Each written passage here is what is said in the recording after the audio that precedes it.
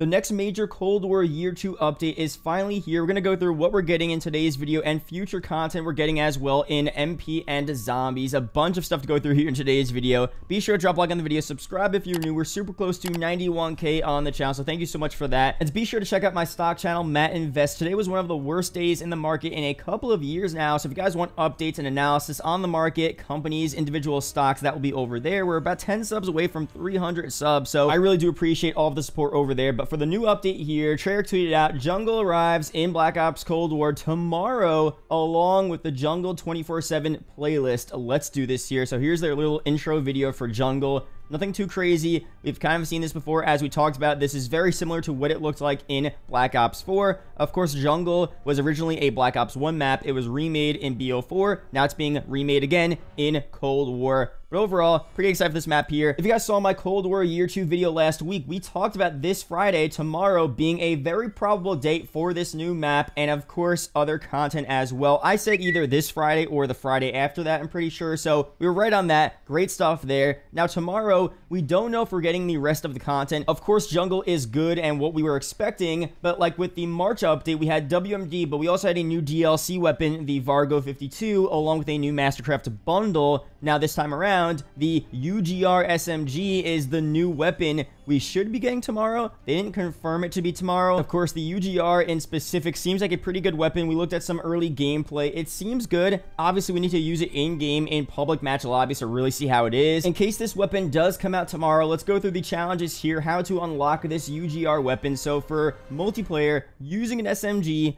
kill an enemy revealed by your spy plane, UAV, or field mic in 15 different completed matches. And for zombies to unlock this SMG, you have to eliminate 1,000 enemies while using an epic quality or better SMG. So again, not confirmed that this is coming out tomorrow, but it is very likely, and those are the unlock challenges. And by the way, this update should be 9 a.m. Pacific time, 12 p.m. Eastern. That seems like the new time for most of these new Call of Duty updates for not only Cold War, but for Vanguard and Warzone as well. Sometimes these updates are slightly later. It could be 1 p.m. Eastern, 10 a.m. Pacific instead of 9 a.m. Pacific, 12 p.m. Eastern, so an hour later, but that range is when this update is coming out. Again, I'll be streaming live tomorrow, playing all the content right when it comes out, so be sure to subscribe to the channel, tune in then. We'll be going through everything. Should be a ton of fun. Now, for future content here, what else are we getting? Raidaway replied to Treyarch's tweet with this: firing range and summit next, and that's very possible. Of course, we talked about a bunch of maps that were originally from BO1, remade in Black Ops 4's multiplayer, that may also come to Cold War. These were rumored,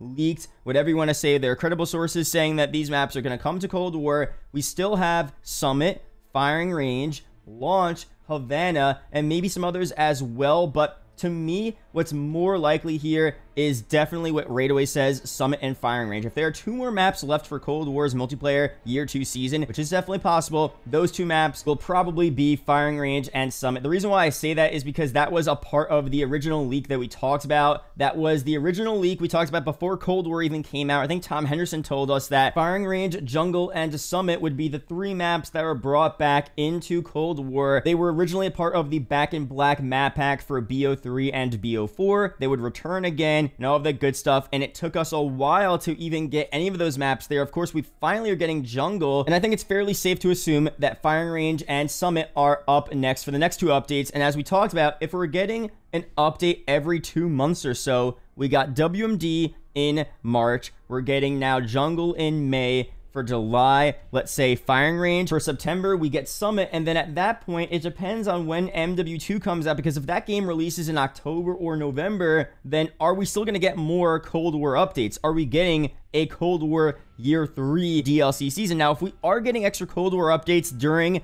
Modern Warfare 2's life cycle, then yeah, we could continue to get more maps here. We could get launch in November. We could get Havana in January of 2023. Like, who knows what they're going to do here? I feel like by then, though, they're going to wind down a lot of the Cold War updates. So if that's the case, I really do feel like there's only 2 more MP maps left for this game. Firing range in July, and then summit in September, and then that's pretty much it. So let me know your opinions on that down below. Do you not want firing range and summit to return to this game? Would you rather see Havana and launch? Would you rather see other BO1 maps remade? Maybe some more BO2 maps? Let me know down below. And for zombies here, when are we getting some, semi-substantial zombies updates? Of course, we talked about Treyarch saying that we're not getting any more maps for this game, which still could be a fake out, but most likely, I mean, almost 99.9% chance they are telling the truth there. We're not getting any more new maps for round-based, even potentially for Outbreak in Black Ops Cold War Zombies, which again is unfortunate, but that just seems to be the case right now. And again, if we get these zombies free-to-play game, it's not a big deal to me, but if we don't, then that would kind of suck. But we're still getting extra zombies year 2 updates for Cold War,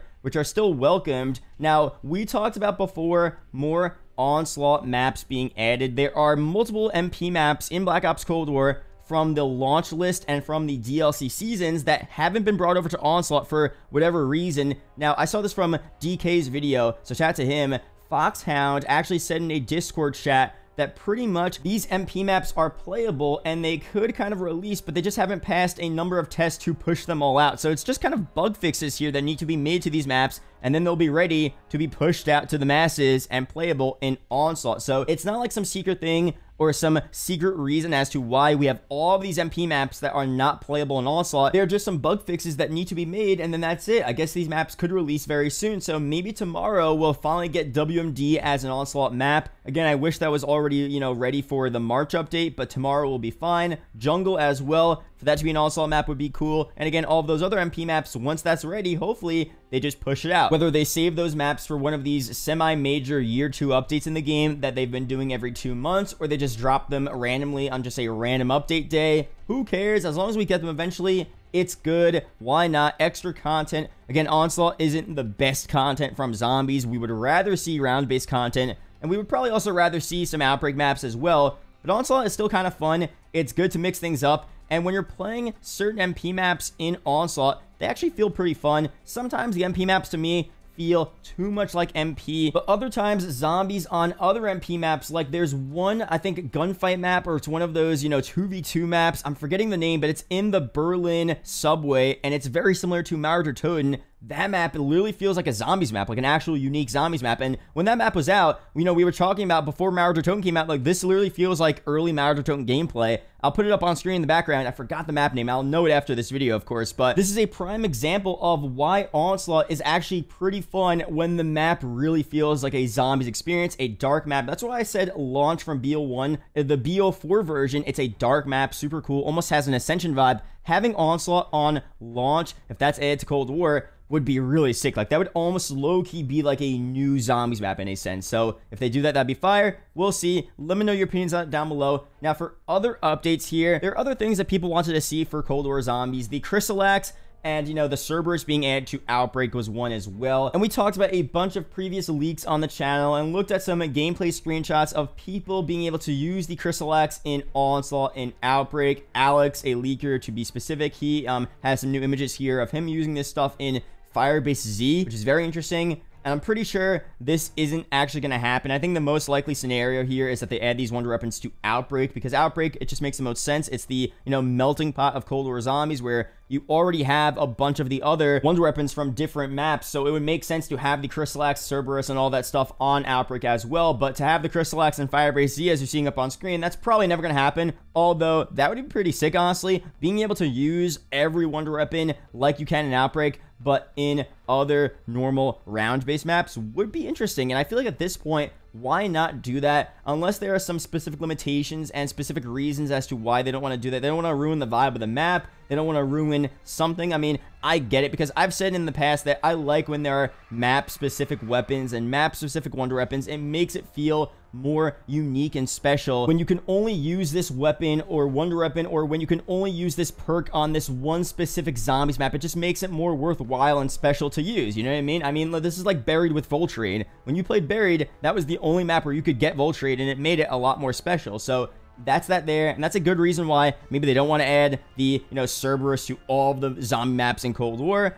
But on the flip side, I kind of get how it could be a lot of fun to use the Cerberus on D Machina and other maps like that. So let me know your opinions on that down below. I'm kind of split there, but I feel like it would be kind of sick overall. But that's it here for zombies. Again, I'll be sure to update you guys once we get more zombies content. They've been pretty quiet about future Zombies Year 2 content. Of course, we are getting a bunch of stuff for Vanguard Zombies, round-based zombie maps, a Dark Ether map. I gotta talk about that in a future video. But for Cold War, I don't know how much more zombies content we're going to get. So hopefully we get more. Again, as I've said, I want to see ZC2. I want to see this stuff, but right now it doesn't seem as likely as it may have before. We'll see what happens. I'll be sure to update you guys on all of the news right when it comes out. I'll break it all down and all that good stuff. If you guys are new and enjoy the video, be sure to subscribe to the channel. Again, we're on the road to 100K, so really do appreciate all of the support recently. It means so much to me. There are 2 other videos up on screen that may interest you, so be sure to check one of them out. Really do appreciate it, guys. Shout out to the YouTube channel members as always, and I'll see you guys in the next video or live stream.